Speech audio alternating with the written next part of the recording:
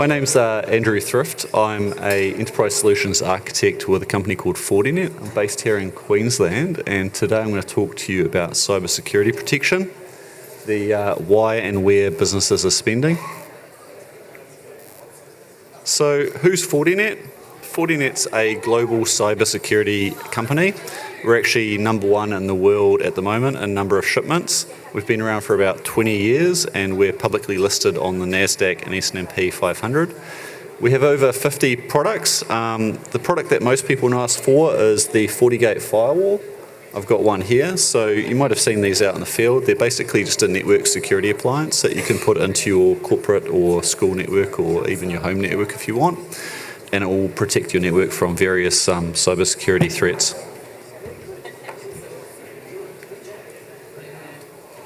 So Fortinet have a really broad global footprint. Our research and development's based in America, in California in fact, and we've also got one in Burnaby in Canada. We've got almost 1,300 patents, which is industry leading. We've got over 10,000 employees. There's 300 in Australia here, including 21 that operate our TAC, so our Technical Assistance Centre, which means if you've ever got a problem with one of our products, you can call in and someone in Sydney will actually help you. We've got 600,000 customers globally and over 8 million firewall shipments. So on to the more interesting part. So the IT trends and customer challenges that we're seeing in the industry.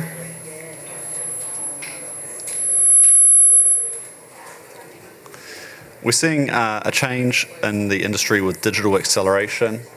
We're seeing increased work from anywhere, and we're also seeing increased corporate social responsibility and an evolving threat landscape. So what does this mean? Digital acceleration is basically we're seeing accelerated digital business initiatives. The majority of boards out there are having to respond to COVID-19 and post-COVID-19, they're basically changing their business to move things to be more digital and more automated. The digital experience has become critical. Basically, customers are not willing to accept, sorry, I had to move my laptop, I couldn't actually see what was on it. So businesses have realized that basically digital experience is really critical. Customers are not willing to accept working with a business that does not have an online presence and does not have digital systems. Whether that means businesses creating apps to streamline the processes of onboarding customers and selling them products, or to make things self-service. A good example of that is Energy Queensland now have an app that you can go on and check your power usage and line conditions and report faults and that sort of thing. We're seeing a convergence between IT and OT. Now, a lot of customers have heard of IT before, obviously, but a lot of people have not heard of OT. So OT is basically the control networks and things like SCADA and that sort of thing that control your building management systems and power plants and pump stations and that. There's a growing convergence between those two systems as companies need to learn more about their operational technology and gather statistics and also control it from work-from-home workers. We're also seeing a move to improve operational efficiency. So organisations now are working to automate remediation of faults on their networks. So when they have, when the IT systems detect a fault, instead of just reporting it to a human and leaving the human to respond to it, we're now seeing systems being put in place to automate that and remediate faults without a human ever having to be involved. With the move to work from anywhere, we really saw a huge uptick with this during COVID, as everyone did, I think. A lot of people didn't just have to have a hybrid working approach. All we had was work from home, nothing but work from home. So as a security vendor, we saw a big increase in sales of VPN solutions and security appliances for organisations that were needing to migrate their entire workforce from the office to actually be remote working. So a good example of that locally is QAMR. They're a research organisation over in Fortitude Valley, they had over 300 staff that were doing quite advanced research. A lot of it was actually to do with COVID, that were no longer able to work in the office. They weren't prepared to have anyone work remotely, and we had to work with them to really rapidly put in a remote access solution so that they were able to work from home. But we're seeing that with COVID basically being almost gone now, it's moving to a hybrid approach where most of our customers are working half in the office and half from home, or they might even be working from the local cafe. Having a hybrid approach basically requires a complete rethink of cybersecurity for an organisation. Instead of you basically being able to have a single firewall that protects the machines within your organisation, the machines are no longer on your network. They're at people's houses. They might even be working from a cafe, like I mentioned before. How do you protect those machines? So it requires a completely different approach to cybersecurity. We're also seeing an expansion and diversification of the attack surface. So traditionally, you just see phishing attacks and technical hacking attacks. We're seeing that change quite a lot. We're seeing a massive increase in ransomware, as well as different types of phishing attacks, and also you probably have received them, SMS messages with links in them that wanting you to click on them and pretending that it's like ASB Bank or ANZ or NAB, and when you do it, it actually loads a piece of ransomware onto your device. We're seeing a lot more of that. And the other problem that we're seeing is with people working from home, they perceive their corporate laptop or corporate device as their personal device because it's in their house. So instead of it being nice and neat and controlled by corporate IT, they'll be loading their own applications onto it and using it just like they would a personal device, which unfortunately increases the attack surface and the amount of risk to an organisation. We're also seeing an ever-evolving threat landscape. So I mentioned before that we're seeing that increase in ransomware. In the past, the ransomware would basically encrypt files and then just leave it there and you had to pay the fine. We're now seeing that ransomware is actually going further than that. It's not just, encrypting files. It's going out and destroying data on corporate servers. We're seeing that increase in advanced persistent cybercrime. So these are long-term strategic attacks against organisations. We've seen these even locally here in Queensland. I'll bring up an example later on. But typically these are attacks that go on for a long period of time. We're seeing an increase in state-sponsored attacks. You would have seen advertising or heard advertising on the radio from the Australian Cybersecurity Centre, imploring people to improve their security, have basic password protection strategies in place. And the reason for that is that the Australian Cybersecurity Centre is seeing increased attacks from foreign nations on networks, even small business networks within Australia. And we're seeing that as well through our threat intelligence network. And the other one is that attacks are not just targeting a single part of an organisation, they're targeting the entire organisation. So I mentioned operational technology before. Prior to probably 2020, we very rarely saw attacks on control systems, whereas now we're seeing that in a significant way. Hackers have worked out that if they can take over a control system for a water treatment plant, that they can get a huge amount of ransom from that organisation, and we're seeing a lot more in that area, and we're also seeing a lot of demand to secure that. Another thing that's really changed in the industry is corporate social responsibility. Organisations are not just worried about dollars and cents anymore. They're really worried about the environmental impact that their organisation has. And they're making changes to policies to improve their environmental impact or reduce it actually. So we're seeing that. We're seeing that organisations won't just focus on the money, that they'll basically change their procedures and policies to improve society, the impact on society. We're also seeing an increase in cybersecurity awareness. I mentioned before the ACSC advertising on the radio, but that's not just happening there. Organisations are actually taking it on board and have realised that without educating their own staff, they're going to be at risk. It only takes one weak link within an organisation to become compromised by ransomware or another type of cyber security attack. And organisations have also become much more aware that they need to protect their customer data. That is basically, I guess, one of their assets is all that information about their customers. And if it gets leaked out onto the internet, not only do they does another party have information about their customers, but those customers can become targets of cybersecurity attacks as well directly, because the information, their personal identifying information is out there, and that can be used to get into other services and commit credit card fraud and other things.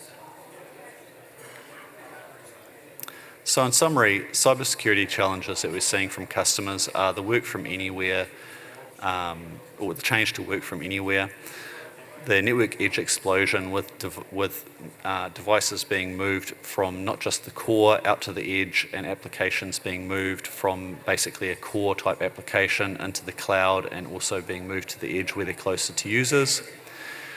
Seeing the application journey, which ties into the network edge explosion, as well as more sophisticated attacks using both phishing, technical attacks, as well as USB devices being planted and all sorts of things. So we're seeing mixed and more sophisticated attacks, and we're also seeing that operational technology not being an isolated domain anymore. So one thing I didn't mention about the operational technology is traditionally it was air-gapped from the IT systems, but those are being merged together. It's more cost effective to have them as one, and it means that information can be shared from both the corporate network to the operational network and vice versa. And yeah, that connectivity is really moving in that direction. So a bit of a review of attacks that have happened locally, and just to show you the increase in the number of attacks. Back in 2020, there was sub 400 attacks. It kind of dropped off due to COVID. But as soon as people started recovering and people realised what was happening in the world, that there was an opportunity to make money, we saw cybersecurity attacks increase dramatically, to the point where there are over 900 cybersecurity attacks per week at the end of 2021, and we don't have the most recent statistics, but I suspect it's increased even further since then. Just locally here in Queensland, organisations like Uniting Care have been taken out by ransomware attacks, where I think they had about 15 hospitals that were unable to operate and had to move to manual control because of the ransomware attack. A local water supplier, Sunwater, were targeted by hackers in a multi-month, quite advanced ransomware and security breach that was completely undetected. We also had CS Energy become a victim of a cybersecurity attack. There's a bunch more that have happened within Australia. I just put up a couple of headlines to really show that these attacks are happening. They're not kind of something that you just hear about as a story, they're real things.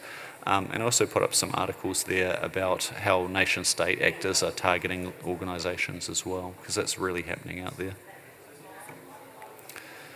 So the 2022 threat landscape summary, it's really changed quite a lot from where it used to be.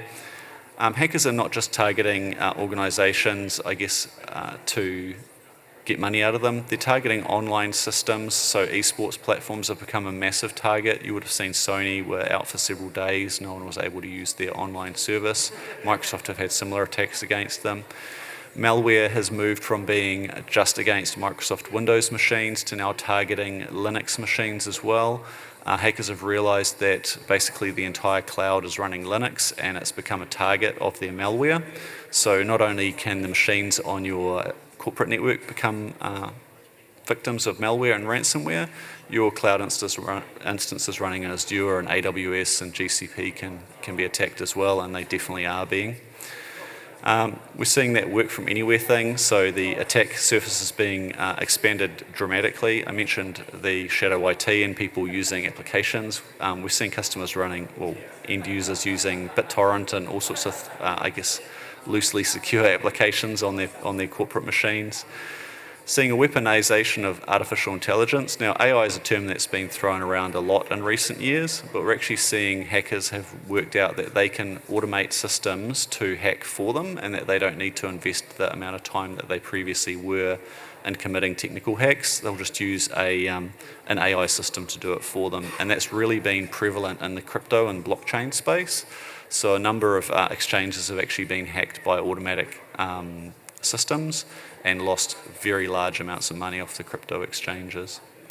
I mentioned the aggressive destructive ransomware, that's definitely on the increase, and OT systems have been targeted as well.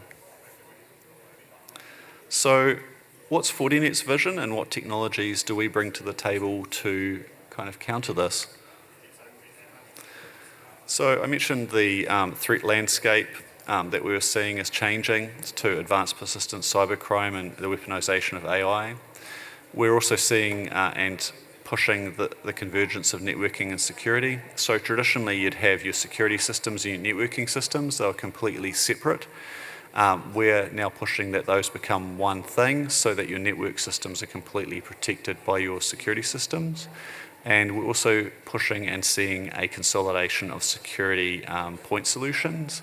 I'll cover this in a bit more detail on the next couple of slides, but it's a really big change to the market and it increases, I guess, your resilience against cyber attacks.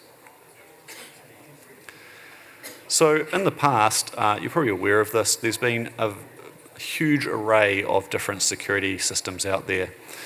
Whether it's source systems, antivirus systems like Symantec or McAfee that run on your I guess your end user device. There's been firewalls from the likes of us and other vendors as well. Zero trust network architectures from Aruba and a whole bunch of different vendors.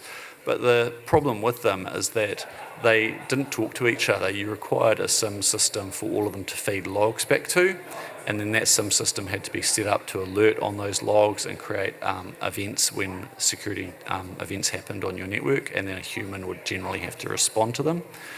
So the markets realised that this is a big hole, and Fortinet realised it quite a while ago, and we've actually modified all of the products that we make and manufacture to communicate with each other. So instead of you having an endpoint solution that's separate from your firewall solution, they will actually now communicate between each other. And a good example of where that's effective is if a endpoint device like this laptop here gets infected with a virus or a piece of malware, it will actually communicate to the other devices in the security fabric or the security mesh and let them know that an infection has been detected, and then other devices can block communications from the infected device. So as an example, if it's on a switch port on a network, that switch can actually disconnect the switch port and the device will be dead in the water. It can no longer send out the malware to other machines on the network. Likewise with Wi-Fi, it can disconnect the device off of the Wi-Fi access point. It can also communicate with the firewall. The firewall will then block that device and any other device with a similar, I guess, traffic pattern from communicating out to the net or between segments. So it can help to automatically isolate a threat and stop it from expanding within your organisation. So Fortinet have had this for a while. While it's called a security mesh by Gartner and all the analysts out there, we call it the security fabric. And we've had this for about 10 years now. It works across our entire product portfolio to communicate that threat intelligence and general information between them as well. So that includes if you're running our products in the cloud, e.g. on Azure, and you're running FortiGates locally in your corporate offices, they'll communicate threat intelligence to each other. So if there's a threat detected, for example, at one of your corporate offices, it'll tell the FortiGate appliance running up in Azure or in the cloud that an attack's been detected, and it'll block it from ever getting up there. In the same way as that, the cloud-based Fortinet appliances will actually communicate with a third party, being the cloud provider, and they can receive information about the instances running on Azure or AWS or GCP to create dynamic security policies against those. So you don't need to maintain lists of all your appliances or instances running in the cloud platform. That will be communicated dynamically between them and the Fortinet security fabric, and it can actually be sent across your entire organisation. So you don't need to maintain lists of IP addresses and ports and protocols and that sort of thing anymore. The security fabric will do it for you in conjunction with the cloud platform. So I mentioned before that we have around 50 different products. You can see some of them here. So the main product that I mentioned earlier is the FortiGate appliance. We've been making these for about 20 years, but since then we've introduced a large range of different products. They provide different functionality. So you can see there that we've got that vertical of control and protect everyone or everything on or off the network. So that covers off the use case of having workers operating in a hybrid environment where some of them are working from home, some of them are working from the office. We can use the FortiGates to protect the users that are in the office, and we can use our Zero Trust agent to protect them when they're at home. It's basically like a software agent that's loaded onto their endpoint or their device that they take with them to work from home, and it will basically allow the security posture to be maintained on or off net. As part of that, you can also implement a two-factor authentication solution to ensure that they are who they say they are. It basically uses a soft token on their mobile phone. When they go to log into the corporate network, they'll receive a pop-up on their phone. They just have to approve it. They don't need to enter any extra passwords, and it will allow them onto the corporate network. We've sped up operations with artificial intelligence-based automation. So I mentioned earlier that we're trying to remediate things automatically. We do that through some of our other products, being the FortiManager and our FortiAIOps platforms, and also as well as FortiAnalyzer. So those are basically analytics and management platforms that can look after large numbers of these FortiGate appliances to ensure that the security posture is maintained, and they can automate the remediation of a threat. So they're part of the security fabric, and they make up that whole picture. We've also got our FortiGuard network. That is a team of around 300 people based in Canada. Whenever one of our FortiGate appliances detects something that looks like a threat, it will actually send it over to our offices in Burnaby, and one of those 300 people will have a look at it and determine whether it is actually a threat, and if it is, that threat intelligence information is actually distributed out to the 8 million odd of FortiGates are in the field. So other people being attacked actually benefits your organisation if you've got Fortinet appliances, because they'll receive their shared threat intelligence from the FortiGuard network. And then we have a bunch of other products as well that allow you to secure your mail systems, protect against denial of services, and protect the public cloud as well. As part of the security fabric, we integrate with other partners. So I mentioned earlier that we integrate with AWS and Google Cloud and that sort of thing. There's a huge amount more. So if you've already got a endpoint agent on your device from, say, Symantec, we will actually bring the threat information from Symantec Endpoint Security into the fabric, and that can be actioned by the rest of the devices from Fortinet or other vendors. We can also hook into the likes of Equinix and that sort of thing to share threat intelligence with them and receive it from them. And we can also work with a wide range of virtualization platforms as well to control machines. So I mentioned earlier that we can respond to an attack and kick a device off a switch port or off the Wi-Fi. We can do the same if it's a virtual machine running in VMware or Hyper-V or KVM or that sort of thing. We can actually disconnect the VM so it can no longer communicate with the rest of the network. And the security fabric also allows us to pull in threat feeds from the Cyber Threat Alliance, any formatted STIX feed from, say, Splunk or something like that. We can pull that in and action on it as well. So one thing that I was going to cover now is basically the Fortinet advantage, or how an enterprise firewall like a FortiGate compares and differs from a small office home office firewall. I didn't want to name any other vendors here, but I picked on another vendor that's a really common small office, home office player, and we're starting to see it creep into the enterprise. Their logo's green, if that's a hint.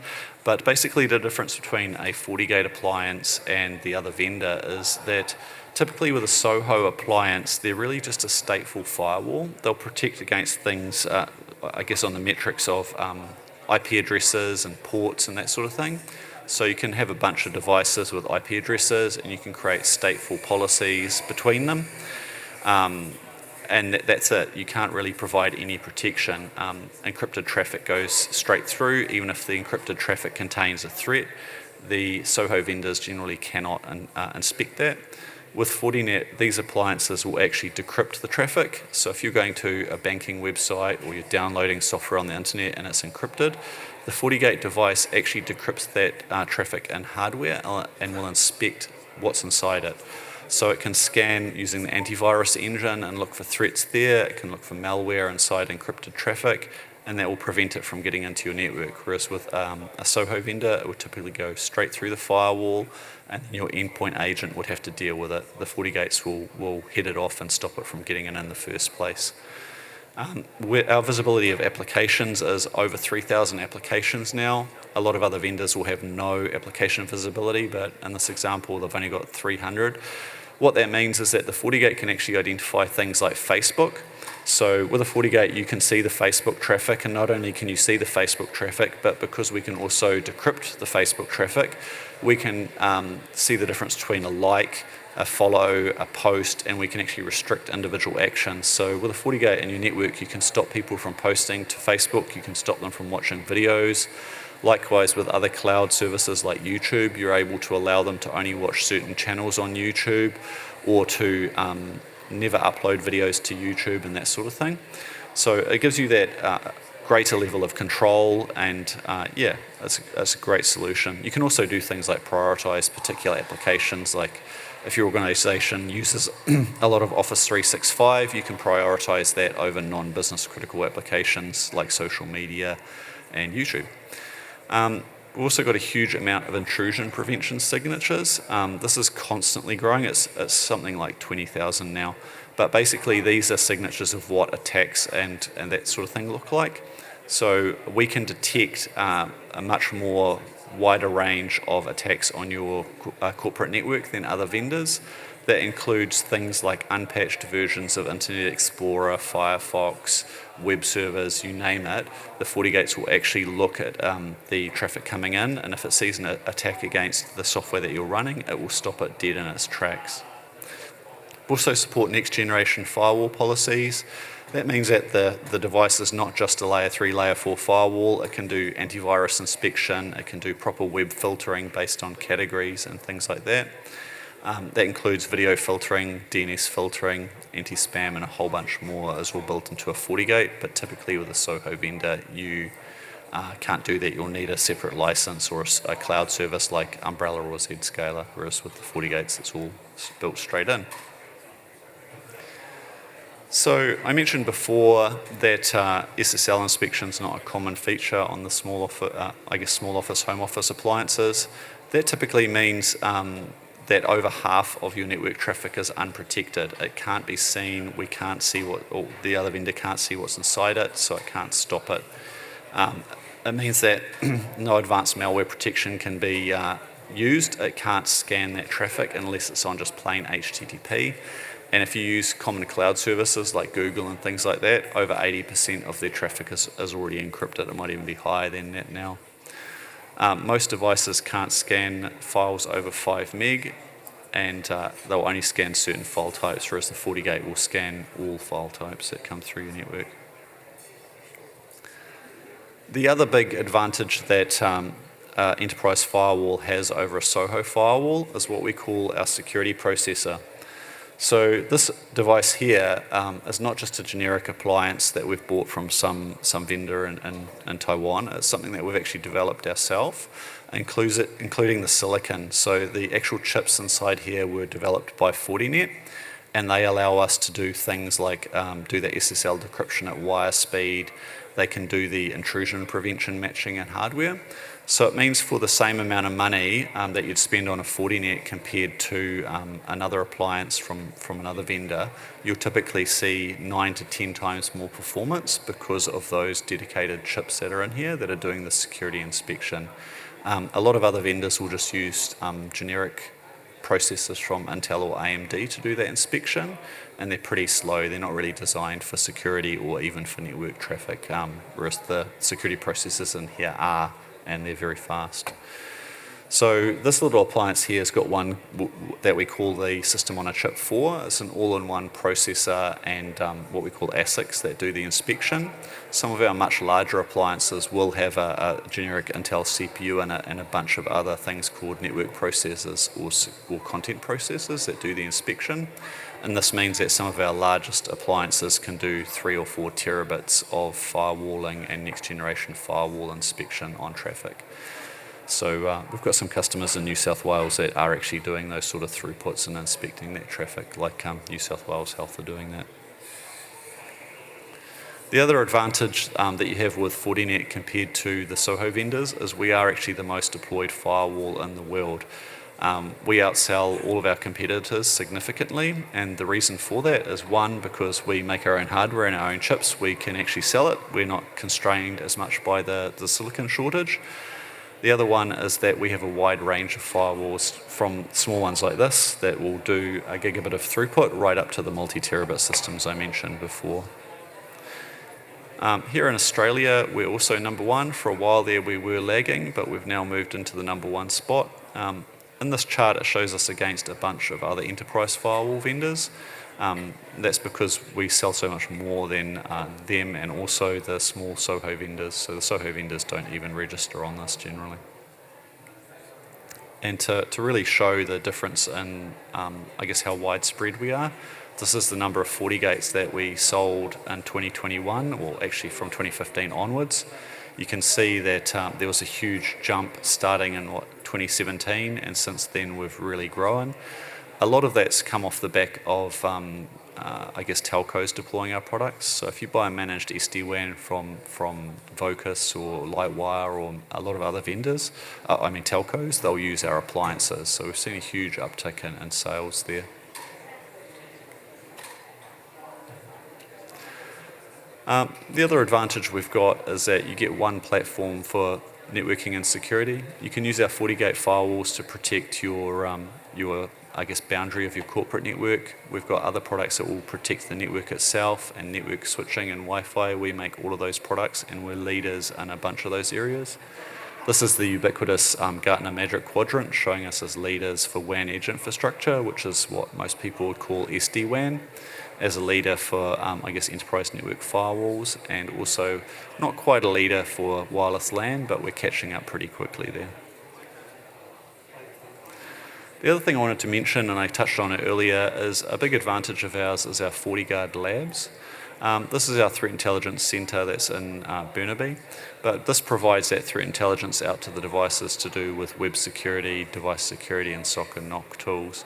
This is a really big difference. I mentioned AI as well. AI makes up a huge part of FortiGuard labs. When attacks are detected or threats are submitted to FortiGuard labs, it runs through an AI or machine learning system first. If it can't determine whether it's attack, it's actually passed to that team of 300 at that point, who will manually decrypt the attack and work out what it does. We also work with a bunch of international agencies, whether it's the Cyber Threat Alliance, Interpol. We also work with the ACSC locally, and a bunch of other things to take threat feeds and give them threat feeds as well. So we're always on top of the latest threat intelligence to protect your organisation. That's all I've got today, but if you want to come and have a chat later, or want to know anything about our products, we're actually on the Wavelength stand over there, so come by and have a talk to me.